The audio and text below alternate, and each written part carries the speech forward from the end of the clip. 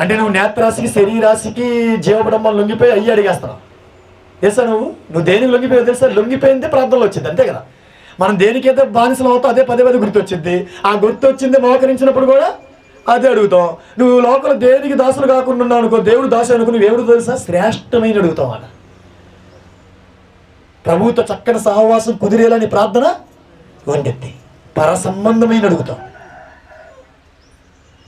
అలా అడిగినప్పుడు నీకు అర్థమైపోయింది.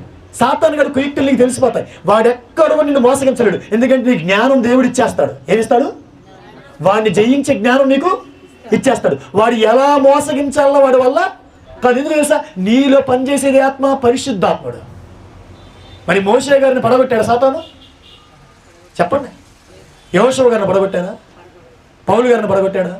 పేతురు గారిని పడగొట్టారా? పడగొట్టలా. ఎందుకని? వాళ్ళ ప్రార్థనలు